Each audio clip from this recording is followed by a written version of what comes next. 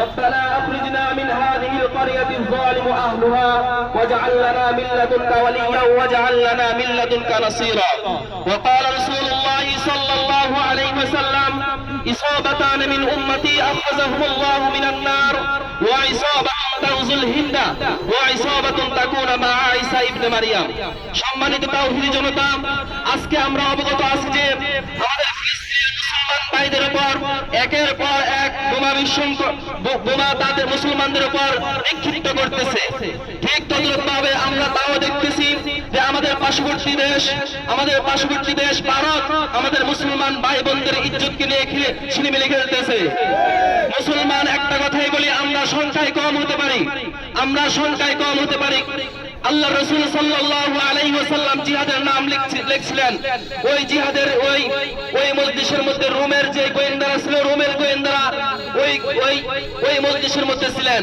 তখন রোমের সম্রাটের কাছে যখন রোমের গোয়েন্দারা যাইলো, তখন রোমের গোয়েন্দারা রোমের সম্রাটের কাছে গিয়ে জিজ্ঞাসা করলো যে হে রোমের সম্রাট, মুসলমানদের সংখ্যায় কম হতে পারে, তারা রুটি শুকনা আর খেজুর খাইতে পারে, কিন্তু তাদের ঈমানের পাওয়ার অনেক বেশি।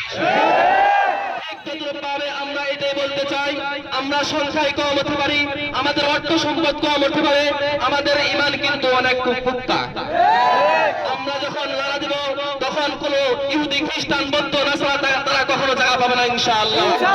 আল্লাহ তাআলা কোরআনের মধ্যে বলতেছেন ইসাবাতান মিন উম্মতি। আল্লাহ তাআলা হাদিস শরীফের মধ্যে রাসূল সাল্লাল্লাহু আলাইহি ওয়াসাল্লাম বলতেছেন إصابتان من أمتي أخرجهم الله من النار وإصابة تغزو الهند وإصابة تكون مع عيسى ابن مريم। আল্লাহ রাসূল বলতেছেন যে কিয়ামতের আগ মুহূর্তে দুইটা দল বের হবে, ওই দুইটা দল জাহান্নামের আগুন থেকে মুক্তি পাবে। এক নাম্বার হলো ইসাবাতান মিন উম্মতি আখরাজাহুম আল্লাহ মিনান নার ওয়া ইসাবাতুন তাগজুল হিন্দ। এক নাম্বার দল হলো ওই সমস্ত দল যেই সমস্ত দল হিন্দুস্তানের মধ্যে আল্লাহর কোরআনকে বুলন্দ করার জন্য, আল্লাহর জমিনে আল্লাহর খেলাফত প্রতিষ্ঠিত করার জন্য যুদ্ধ করবে।